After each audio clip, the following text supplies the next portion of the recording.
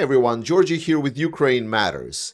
It's been over 2 weeks since I released my video in which I was a little bit unsatisfied with the coverage of the war in Ukraine from the relatively pro-Ukrainian side like general global media and so on.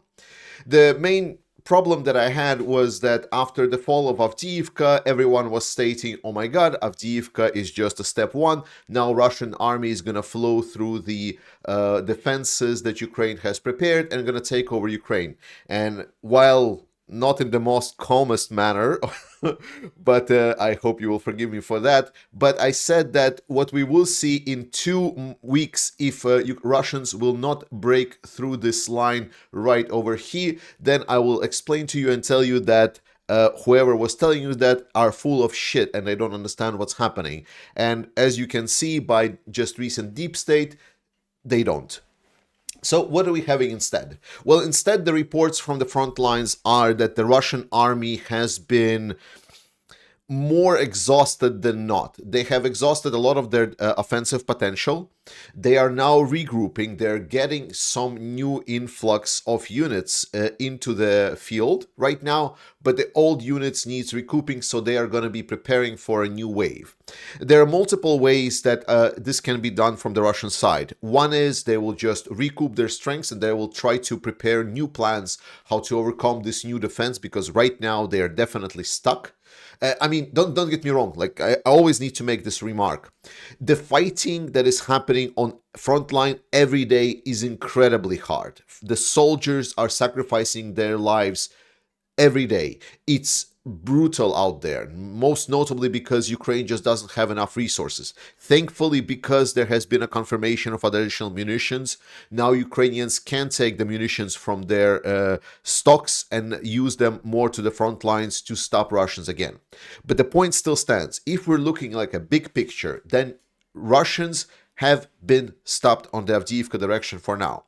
As Russia will prepare new plans, they might attack right away. Second option is that they will wait until the reinforcements that they would normally get come in. This will take a little bit longer time, potentially up until summer. Or we might see, which is very probable, a new wave of mobilization which will be announced by Putin. But here we must kind of state a little bit of a small fact that technically Putin didn't cancel the first mobilization order, so he does not really need to come out in front of cameras and say that the new mobilization has started. It's just the goons on the ground would just start riling up Russians to get back in line and start mobilizing. All in all, the situation on the front line, if we can judge from the Russian Telegram channel, is pretty bad. They are exhausted themselves, and additionally, what is helping a lot is the Ukrainian incursions that are happening into the Russian territory. Well, I say Ukrainian backed because it's technically the Russians that are fighting on the Ukrainian side, so-called the actual Russian opposition. And I've heard various rumors. Like, I've seen multiple maps. Like, some crazy maps were drawing like, oh, you see Belgorod over here? Well, actually these forces have already entered and they're like almost encircling Belgorod and they're like capturing all of this territory. And I said you back then that this is all like a stunt. It's just a propaganda campaign, because the forces that these pro-Ukrainian Russians have, they are inadequate. There may be a couple of thousands of them at max. This is not nearly enough to even, like, not even take Belgorod and not even encircle Belgorod to even, like, come close to it or threaten. What was reported, and especially with the propaganda campaign, is that there was a village that was captured right over here with the border of Ukraine. There was also something captured over here, and there was also a video coming in from over here where these pro-Ukrainian Russians, they put the flag into the ground and says that they captured village. It's a propaganda campaign. Please do not overestimate the importance of this. Now, is it a good propaganda campaign? Hell yeah. It's always nice that they were able to do something. But the better part is that it was not just a propaganda campaign. It didn't achieve, obviously, all of these things that all of the weird people are claiming, but they did achieve a couple of things. First things first, Russians have allocated additional units to help stabilize the situation in the area, because these guys, they did came in with certain equipment into the territory of Russia. Secondly, we now see that Russian aviation is striking targets on the territory of Russia, which in my book is great news, because if Russians are striking Russians on the territory of Russia, that's much better than Russians attacking Ukrainians, especially attacking Ukrainian civilians. So good on them that they're able to distract the dwindling Russian artillery that Russia has to utilize to stop these incursions rather than attack Ukrainians anywhere else. Other than that, the front line is stabilized, so we moved from a very, very dark situation that we were in, very dire situation for Ukraine, to something a little bit more manageable. Now, I did in my weekly ranting streams rant a little bit about the fact that people are saying, well, Ukraine is not winning, therefore Ukraine losing, where absolutely blows my mind, because Ukraine is a country that is in every resource aspect is weaker than Russia, both in human, in ammunition, in supplies, and everything. And I explained to you that the fact that Ukraine still stands and Ukraine is still kicking is great news. And Ukraine is continuously kicking. Most notable thing that finally I can talk about is that Ukrainians have found a way to approach rotation, and thankfully news articles finally start catching on to that, and I'm glad that I'm able to talk about this publicly now. But Ukrainians are now rotating, they're deploying some new brigades that got trained, and now they're able to rotate out some of the units that were on the front lines for a long time. So that's great. That means a lot of these experienced soldiers will gonna get a breather. They will get a little bit of a way off from the front line, and if Russia will start offensive again, they will be able to come and beat Russians again at their own game. Question was always whether Ukraine will go on their offensive of their own, which is a little bit of a non sequitur. Remember, there's still no help from United States, and that is like a kind of easy yes-no kind of a scenario, like a switch. So if US will provide help to Ukraine, then Ukraine will go on the offensive. If not, then all of the resources that European unions are and Ukraine itself is providing to the fighters is going to be enough to maybe slow and exhaustively bleed Russian out as Russians come forward. Remember, Ukraine is not really fighting Russia, they're fighting the deep, deep stocks of the Soviet Union that were accumulated for over 50 years to fight the United States. And now Ukraine just needs to get through these stocks. They are well over half of them. I know nominally it's not over half, but even the analysts that are analyzing these stocks, they're saying that there is a lot of vehicles in there that are just scrap metal. They just look like armored vehicles, but they're not really. So in reality, Ukraine is well past the half, but Russia still has over a year worth of stocks to go through. But yes, news sources are claiming that the new brigades are coming in, and it's really great news. Beyond that, Ukraine is doing a great job, right? One of the major things that Russia really wanted to achieve is they wanted to increase financing for their military with little to no cost of their own. So they wanted to increase their production, they wanted to increase the size of their military, maybe get a new mobilization in and so on. And it was planned for their budget. The problem was that there was a lot of questions in their budget what to do. And I will actually do a separate economic kind of video where I'm going to talk a lot about the Russian economy, Russian budget, and what it means. But Ukraine has definitely found Achilles' heel in the Russian budget program. They found out that the number of oil processing factories that are making high octane type of oils, so like gasoline for trucks, not the low kind of ones, the ones that needed for the military, for like tractors. Those things Russia still has plenty, and most notably they have them in a far middle of Russia where Ukrainian drones cannot yet reach. But with regards to like a gasoline for cars, for civil infrastructure, for logistics of civilian logistics, those kind of things, Russia actually has very few. And majority of these factories are operating on Western supplied resources, which are now sanctioned. And we're talking like something that cannot just be like quickly bought. Like maybe they can get certain components after months and months. They will be able to kind of get around sanctions, but in reality it's a delay of months, and nothing stops Ukraine to strike these factories once again. For example, the factory that was struck around St. Petersburg, around like the Estonia area in Russia, it's still not operational. It's still not operational. It's been well over a month, I think even maybe 2 months since it got struck. And thankfully to the Reddit non-credible defense, they've posted this great Russian oil refinery bingo card where you can strike out which refineries have been struck. Again, I'm going to make a separate video on this, but you can see that Ukraine is doing significant damage, and majority of this damage is going to go in a long period of time that they're not going to be recouping it, and it's going to deal significant economic pressure on Russia, which is going to make their budget and financing of their army that much more harder. Remember, the goal of all this financing is so Russia get through their war chest that they have prepared for this war, and they dip into the printing money. Russia needs to start printing money to finance their war.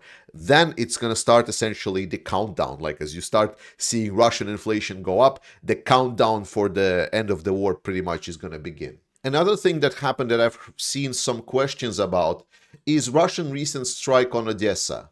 Now, Russia strikes all the time. Russia strikes civilians all the time. This strike was particularly nasty. A lot of people got hurt, a lot of people died, unfortunately.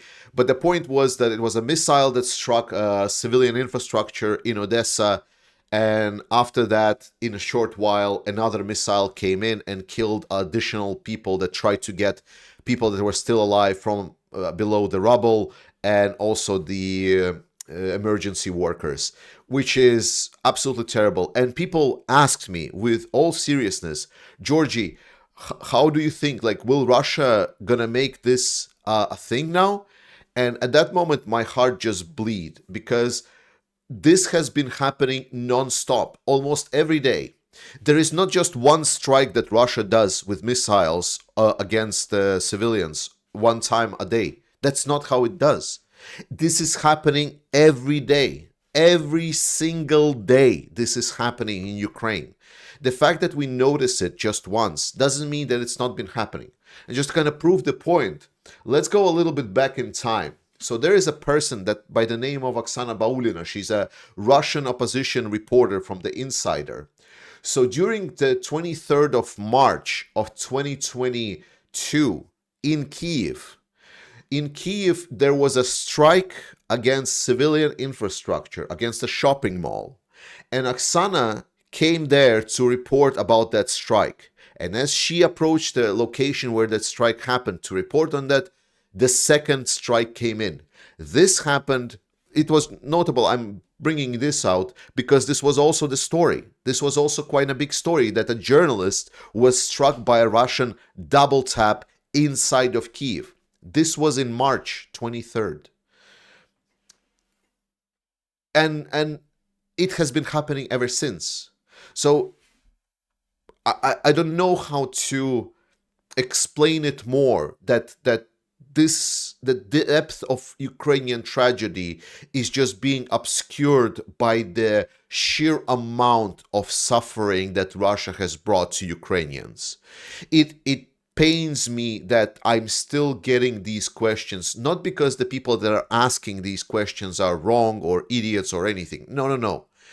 It's that the depth of suffering, the whole pain that Russia is causing is impossible to convey either by news article or a YouTube video or anything else.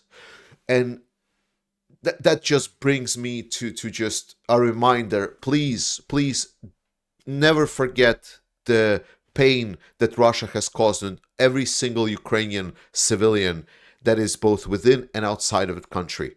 And for us, that people that care for Ukraine, we need to help spread this message. Maybe share this video, I don't know, YouTube plugin, whatever. Just we need to make sure that the message about the fact that Russia is murdering people every day, innocent people. It's not like two armies are fighting. Russia is killing civilians, daughters, sisters, brothers, mothers, sons, friends. The pain of that is impossible to convey, but we must never stop supporting Ukraine because it is crucial. It's not about the land. It's not about some winning of the war. It's about redemption for all of these people that have been killed.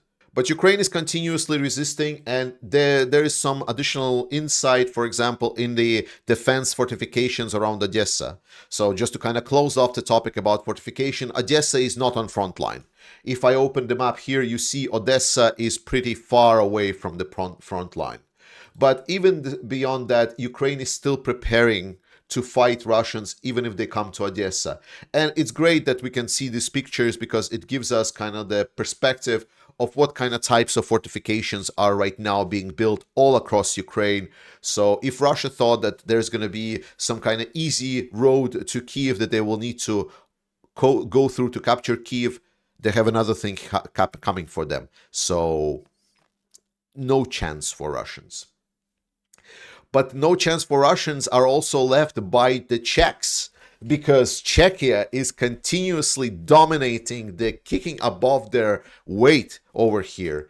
Czech Republic has reportedly found additional 700,000 shells that Ukraine can use. This happened after the first 800,000 shells were found, and then I believe additional 200,000 shells were found. And now I'm not sure if this is the 200,000 shells additionally plus 500 that totals to 700, or it's 200,000 plus 700,000 more. But wow, Czechia, absolutely incredible. I cannot stress this enough. Czechia is putting a lot of supporters for Ukraine to shame, especially the ones that are dragging their feet for any reasons. There is no reason for us to drag our feet in supporting Ukraine. This is the easiest job ever. Just get some money, and then nothing that Russia does matters. Czechia, Diki, for this. Absolutely amazing. And thanks to Romania as well. So Romania is taking Russian threat seriously. We see more and more revitalization in Europe, and Romania is building on the coast of the Black Sea. I'll show you on the map approximately where it is. I forgot to look for which specifically the area is, but I know that it's somewhere around the sea. So this is Romania. So somewhere along the sea coast over here, there's going to be building of additional large NATO base, which is great. It's going to be an air base. It's going to hopefully help Ukrainians get trained. It's going to help Ukrainians get more experience, maybe help with supply deliveries, because big base means big logistic hub. So great news. Absolutely glorious. Glad that Romania is also stepping up. A lot of people also saying that Belgium is not doing enough, and I know those are Belgian. And just now, I believe the recent news was that Belgium announced additional support package for Ukraine that totals over 400 million. Europe is stepping up. I am very happy that we can do it, but we must do more. We must do faster, and then we will see change. Giving up is easy. Fighting is always hard, especially hard when you are not seeing the efforts paying off. But this is a resource war. And as we dedicate more and more resource to Ukrainian side, we're going to see the picture change. So trust in the armed forces in Ukraine. Trust in Europe. Stay strong. I love you all. Slava Ukraini. And I'll see you guys next time.